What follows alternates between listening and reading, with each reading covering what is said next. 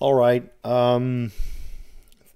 First, I want to, read this comment by Joshua Gertie, or yeah, Gertie probably, and it's pretty important because when I say that I'm hurting, I mean I'm really hurting. So I've been swallowing these pills for years now, for real depression. So not the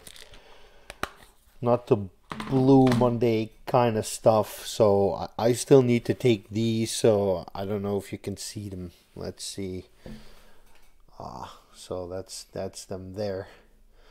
So that's about 6 pills a day, 7 pills a day. So yeah, there's that. I'm going to take them after I'm done with this video. You can already read it, but I'm going to read it for you nonetheless because it's pretty important what you read. Remember, you are inspiring countless people who are looking to get into the nuclear field and pioneer Generation 4 reactors. You could be the man who inspires the individual who grows molten salt reactors into the world's primary source of energy. While I can't speak for many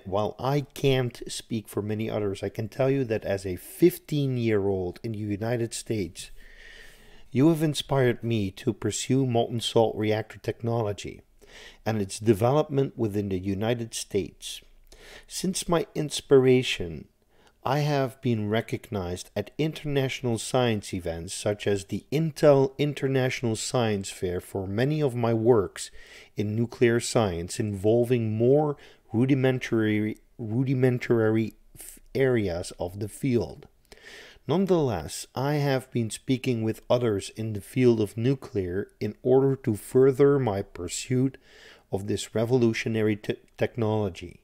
Please keep on making these videos, and most importantly, remember that you are playing a critical role in saving the world.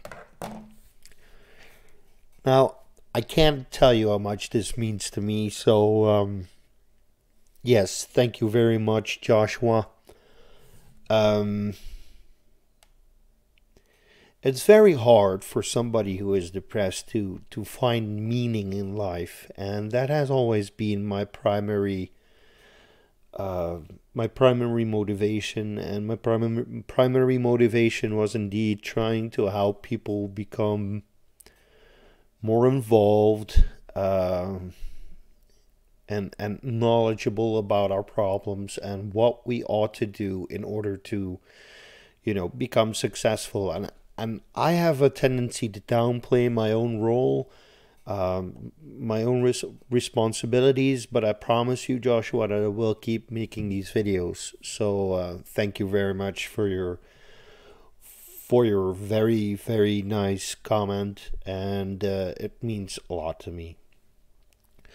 So, first of all, I want to tell you people how important activism is at this moment, because I can tell you from personal experience, having looked around, I mean, there's not 1,000 of us out there. I mean, if you look at, for instance, this particular field of environmentalism, people are concerned about climate change and want to combat air pollution and want to create a world where people have enough energy to do meaningful stuff with their lives and not just be serfs or live in a semi-stone age with biological fruit and vegetables, and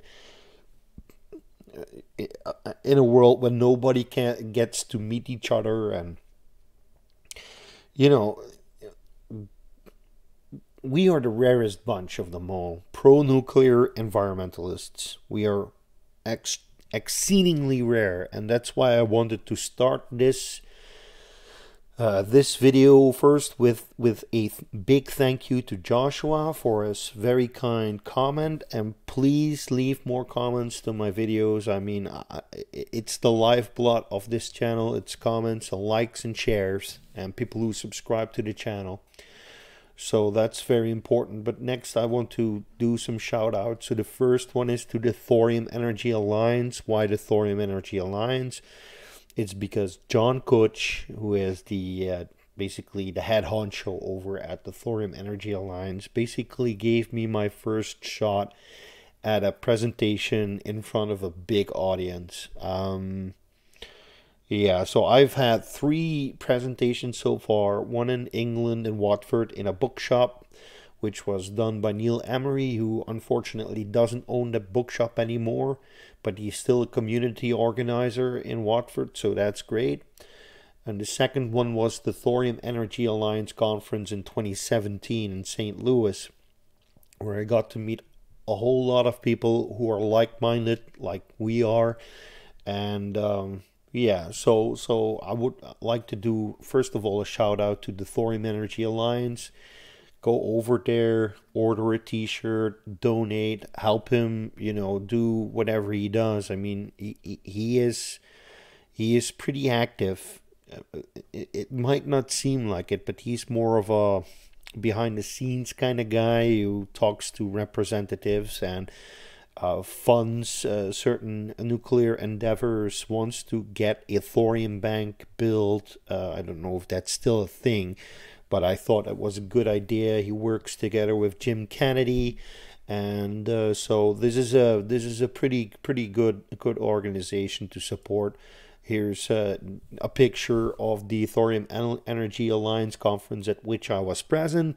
Now I have this uncanny ability to never be present at these kinds of photos, so you won't find me in here. You do find Eric Meyer is over here. This is Rick Maltese. He's from the Energy Reality Project. Let's see, this guy here has become a nuclear reactor operator. So his name is Sean. This is John Kutch. He's the head honcho over at the Thorium Energy Alliance. I believe that this is Gordon McDowell. He's the one who has the YouTube channel. Gordon McDowell talks about thorium and nuclear energy.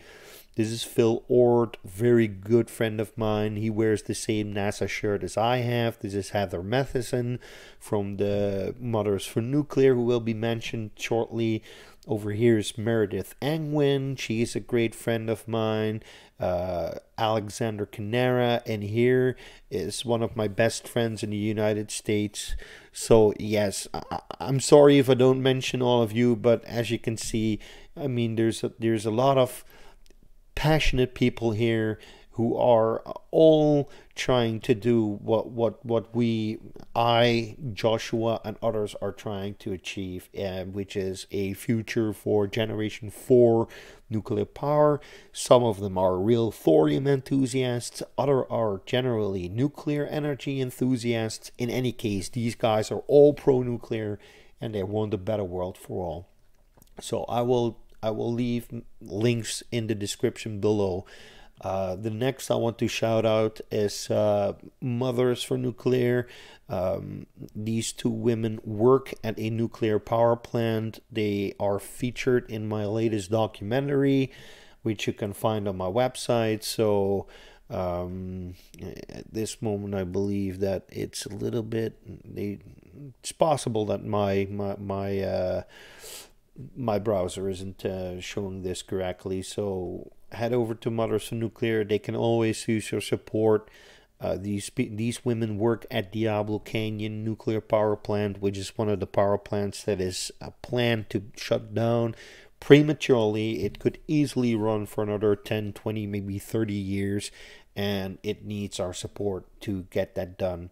The third group is Generation Atomic, run by Eric Meyer, one of my best friends in the United States.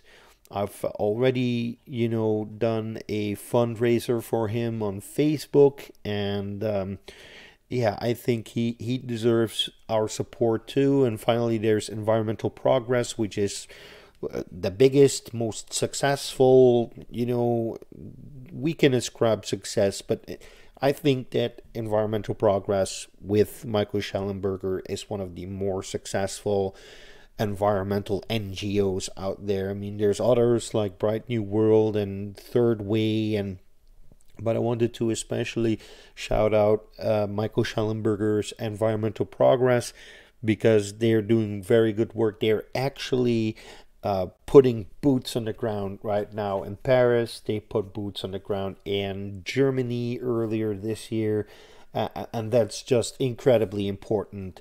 So I've prepared this very small Excel sheet here. And why am I transitioning to this? It's because I've got this feeling that we must do something. Now, I'm a Dutch person. I am from the Netherlands. So, some people might think that is unbecoming of a Dutch person to meddle in United States affairs, and but I'm pretty certain that the United States holds the key to a future in which mankind can flourish. And at this moment, given the plans that are being thrown out into the public, I am not sure whether that is going to happen. Look at, for instance, this Green New Deal, which fluctuates to being, supportive of nuclear, to being blatantly anti-nuclear, wanting to shut down all nuclear activities within 10 years from now, which is absolutely ridiculous. Now, first I want to show you some technological things that we should aim for. The first is pick an existing multi-reactor facility like Diablo Canyon, for instance, and blueprint it and then replicate it. So basically make a blueprint out of Diablo Canyon. Everything save the cooling mechanism, because the cooling mechanism is dependent on where you site your reactor, right? And perhaps also certain amounts of foundational work. I mean, you need a bedrock foundation and such.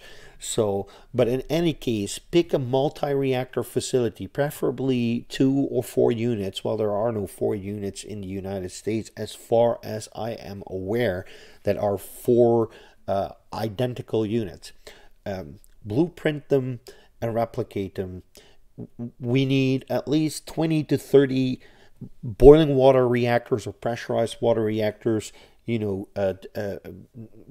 that are a gigawatt plus, in order to make sure that the United States nuclear capabilities don't go into free fall, because we are on the cusp of having these reactors being shut down, while they still have a lot of operational life in them, and some are being shut down because they are small units like 600 megawatts or 700 megawatts, and the big units that are adjacent to them still are being kept running, but they are the next to be shut down. So dual unit reactors, where you have 2 identical reactors, or preferably 4 identical reactors or 6 identical reactors, have a better chance of surviving in the long run than the single units, or the odd units that don't match together in terms of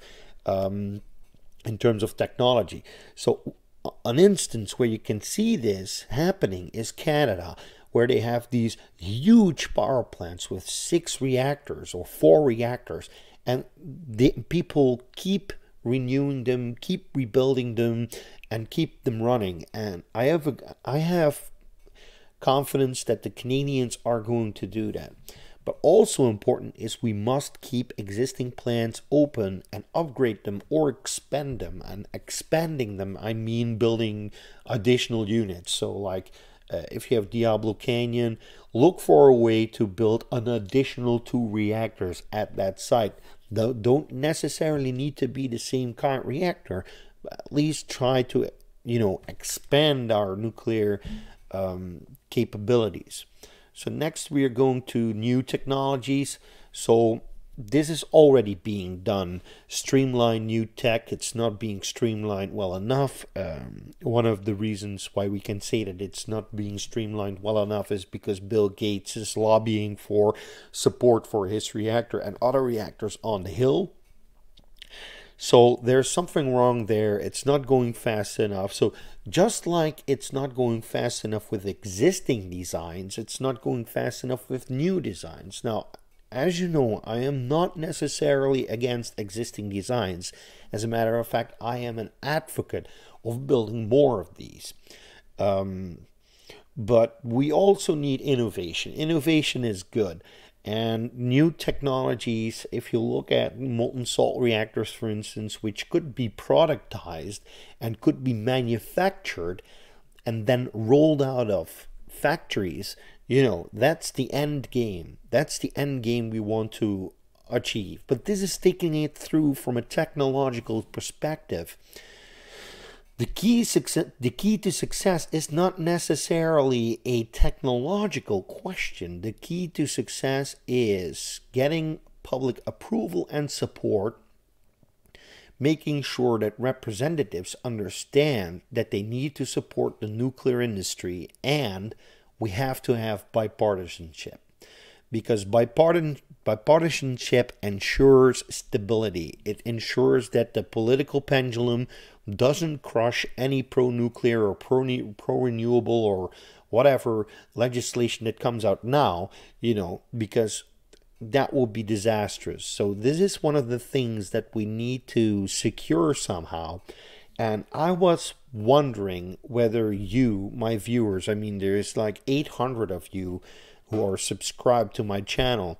What are your ideas? How could we create this public support / representative support for nuclear power? How can we expand that what we have? So I was thinking about inviting representatives over to nuclear power plants to have them see what is going on there, explain to them what is the good that comes out of a power plant, not necessarily only being electricity, but also being jobs and long-term stability and such. And how can you build, once you have the public support from both environmentalists, conservatives, progressives, you name it, if you have bipartisanship support, which nuclear already has, but once you can reinforce that, add more senators and representatives to that ball, that's what we need. We need to create a new kind of criticality in which nuclear power can flourish, and the United States is one of the most pivotal countries where we can make sure that nuclear power will flourish again. So what I would like to do is I would like to ask you to reach out to me through the comments section how we could establish something that will aim to achieve the keys to success. And I already have shown you a couple of NGOs that aim towards these goals. So also always, if you can support them. But I've got a feeling that either one of these groups needs to take on that role, and I'm not stopping with Eric Meyer because I think he should do it, although I think he would be a great leader in this regard. But how can we build something that has that aim to create that critical mass of public approval and representation and bipartisanship? So once we have this, we can work on this. Old technologies, pick an existing multi-reactor facility, blueprint it and replicate it, and productize new technologies and roll them out.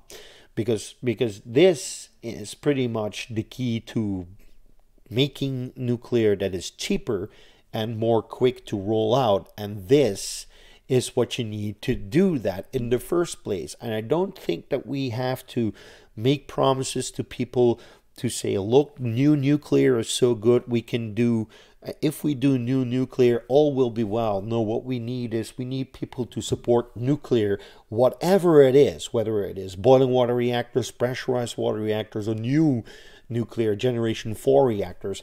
Doesn't matter. We need people who say, yes, nuclear is good.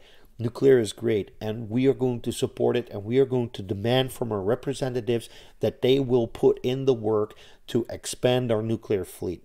So that's what I wanted to tell you today, because I feel strongly about this. I've been thinking about this a lot, especially since the Green New Deal and what this Ocasio-Cortez woman has been saying, and what Bernie Sanders has been saying, and I see that Bill McKibben is now also involved and such.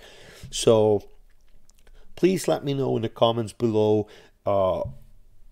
what your ideas on this is. And I'm not going to be the one to pull the carriage to pull the carriage forward, because I'm a Dutch person. I just want to give you the idea that you can do something, and maybe you're not yet doing something, or you're involved in other ways, but you might be able to do this, or you might be able to build something that can do this. But I would be greatly interested in what you have to say. Finally, I wanted to tell you that I've got my own problems financially, so if there's something you can do to help me out, I've got a Patreon page in which you can pledge $1 or more, to $1 per video or more, to help me pay my bills and make sure that I can do with my family what I need to do, because there's a lot we need to do, because those windows are single pane, and we've got trouble with our heating system, and my car is dying. So whatever help you can give us, that would be great.